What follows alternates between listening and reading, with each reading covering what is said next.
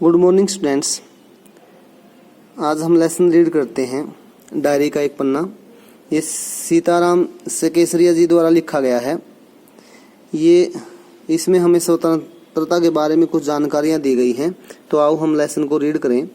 26 जनवरी आज का दिन तो अमर है। आज के ही दिन पूरे हिंदुस्तान में स्वतंत्रता दिवस मनाया गया था और इस साल भी उसकी पुनरावृत्ति थी, जिसके लिए बहुत सी तैयारियां पहले से की गई थी। पिछले साल अपना हिस्सा बहुत साधारण था। इस साल जितना अपने दे सकते थे दिया था। केवल प्रचार में ही 2000 रुपया खर्च कर दिया गया था। सारे काम का भार अपने ऊपर समझते थे और इसी तरह जो अन्य कार्यकर्ता थे उनके घर जा जाकर समझाया था।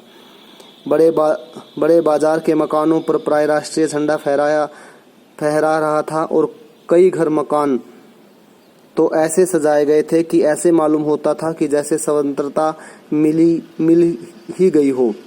कलकत्ते के प्रत्येक भाग में झंडे लगाए गए थे। जिस रास्ते से व्यक्ति जाते थे उसी रास्ते से उत्साह एवं नवीनता मालूम होती थी। लोगों का मानना था कि एक ऐसी सजावट पहले नहीं हुई। पुलिस भी अपनी पूरी शक्ति से शहर में गश्त होता है घूमना फिरना, इधर उधर मतलब जांच पड़ताल करना, देकर प्रदर्शन कर रही थी। मोटर लॉरियों में गोरखे और सार्जेंट हर मोड़ पर तैनात थे। कितनी ही गाड़ियां शहर में घुमाई जा रही थी। घुड़सवारों का भी प्रबंध था। कहीं पर भी ट्रैफिक पुलिस नहीं थी। सारी पुलिस को इसी काम में लगा दिया गया था। बड़े बड़े मैदानों और पार्कों को पुलिस ने सवेरे से ही घेर लिया था। मॉन्यूमेंट के नीचे जहां पर शाम को सभा होने वाली थी उस स्थान को तो भोर में 6 बजे, भोर होता सुबह का समय, 6 बजे से ही पुलिस ने बड़ी संख्या में आकर घेर लिया था। पर तब भी कई स्थानों पर तो भोर में ही झंडा फहराया गया, यानी कि सुबह सुबह झंडा फहरा दिया गया। श्रद्धानंद पार्क में बंगाल प्रांतीय विद्यार्थी संघ के मंत्री श्रीमान अविनाश बाबू ने झंडा गाड़ा तो पुलिस ने उनको पकड़ लिया तथा और कई लोगों को मारा, यानी कि कई लोगों को मारा पीटा, किसी को पकड़ लिया गया और हटा दिया। तारा सुंदरी पार्क में बड़ा बाजार कांग्रेस में कमेटी के युद्ध मंत्री हरिचंद्र सिंह झंडा फहराने गए पर वे अंदर न जा सके। वहां पर काफी मारपीट हुई। 2-4 आदमियों के वहां सिर फट गए। गुजराती सेविका संघ की तरफ से जुलूस निकाला जिसमें बहुत सी लड़कियां थी। उन सबको गिरफ्तार कर लिया गया। 11 बजे मारवाड़ी बालिका स्कूल की लड़कियों ने अपने स्कूल में झंडोत्सव मनाया। जानकी देवी मदालसा, यानी कि मदालसा होता है बजाज नारायण इत्यादि भी गई थी। लड़कियों को उत्सव का क्या मतलब है, यह फोटो ये समझाया गया। एक बार मोटर में बैठकर सब और घूम कर देखा तो बहुत अच्छा मालूम हो रहा था। जगह जगह फोटो उतारे जा रहे थे। अपने भी फोटो का काफी ज्यादा प्रबंध किया था। 2-3 बजे कई आदमियों को पकड़ लिया गया जिसमें मुख्य पुरुषोत्तम और पूर्णदास राय थे। सुभाष बाबू के जुलूस का सारा पूर्णदास पर था। वह प्रबंध कर चुका था। स्त्री समाज अपनी तैयारी में लगा हुआ था। जगह जगह से स्त्रियां अपना जुलूस निकालने की और ठीक जगह पर पहुंचने की कोशिश कर रही थी। मॉन्यूमेंट के नजदीक जैसा प्रबंध भोर में था वैसा लगभग 1 बजे नहीं रहा। इसमें लोगों को आशा होने लगी कि पुलिस शायद अपना रंग न दिखलावे, लेकिन वह कब रुकने वाली थी। 3 बजे से ही मैदान में हजारों व्यक्तियों की भीड़ होने लगी तथा लोग टोलियां बना कर मैदान में घूमने लगे। आज जो बात थी वह अजीब थी।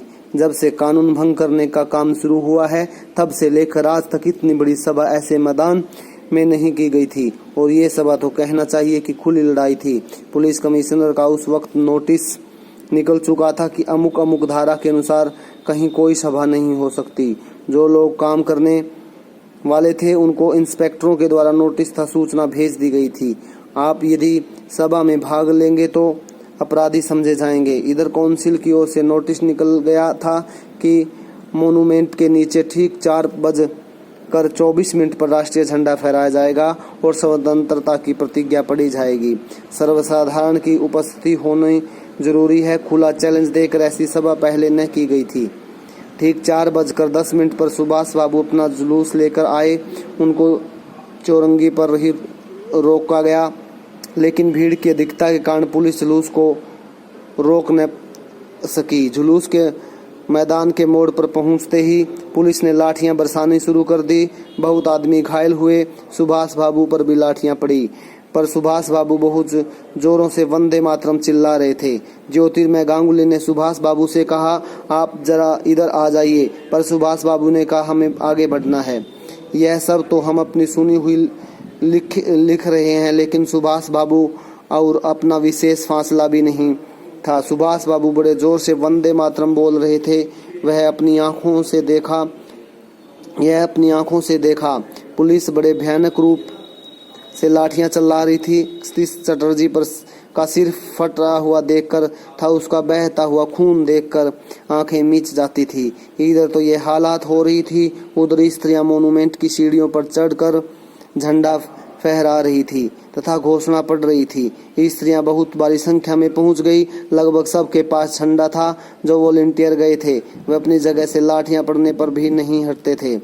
सुभाष बाबू को पकड़ लिया गया था। गाड़ी में डालकर लाल बाजार लॉकअप में भेज दिया गया। कुछ समय बाद ही स्त्रियां जुलूस बनाकर वहां से चली। साथ में बहुत बड़ी भीड़ एकत्रित हो गई। बीच में पुलिस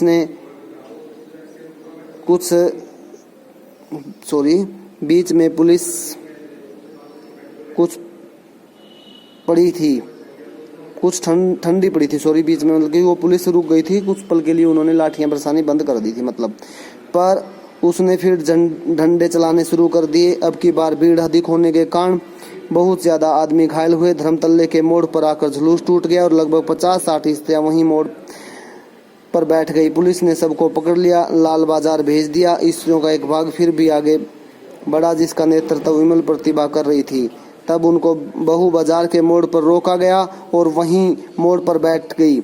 आसपास बहुत अधिक भीड़ इकट्ठी हो गई और पुलिस बीच बीच में लाठियां चलाती थी। इस प्रकार लगभग पौने घंटे के बाद पुलिस की गाड़ी आई था। विमल जी को लाल बाजार ले जाया गया और अनेक आदमियों को पकड़ा गया। ब्रिजलाल गोयनका, जो काफी दिन पहले अपने साथ काम कर रहे थे तथा दमदम जेल में भी अपने साथ था, पकड़ा गया। पहले तो वह राष्ट्रीय झंडा लेकर वंदे मातरम बोलता हुआ मोनूमेंट की तरफ इतने जोर से दौड़ा कि अपने आप ही गिर पड़ा और उसको एक अंग्रेज घुड़सवार ने लाठी मारी और पकड़कर कुछ दूर ले जाने के बाद छोड़ दिया। फिर वह स्त्रियों के जुलूस में सम्मिलित हो गया और वहां भी उनको छोड़ दिया गया। तब वो 200 आदमियों को जुलूस बनाकर लाल बाजार गया और वहां जाकर गिरफ्तार हो गया। मदालसा भी पकड़ ली गई। उसको मालूम हुआ कि उसको थाने में भी मारा गया था। कुल मिलाकर 105 स्त्रियां पकड़ी गई थी। बाद में रात को 9 बजे सभी को छोड़ दिया गया। कलकत्ता में आज तक इतनी ज्यादा स्त्रियां एक साथ गिरफ्तार नहीं हुई। 8 बजे करीब खादी भंडार आए तो कांग्रेस ऑफिस से फोन आया कि यहाँ बहुत से आदमी चोट खाकर आए हैं और कई की हालत गंभीर है, उनके लिए तुरंत गाड़ी चाहिए। जानकी देवी के साथ हम वहां गए। बहुत लोगों को चोट लगी हुई थी। डॉक्टर दास गुप्ता उनकी देखभाल था, फोटो उतरवा रहे थे। उस वक्त तक 67 आदमी वहां आ चुके थे। बाद में 103 आ गए थे। अस्पताल गए। लोगों को देखने से पता चला कि 160 आदमियों को अस्पताल में पहुंचे तथा जो लोग घरों में चले गए थे वो अलग हैं।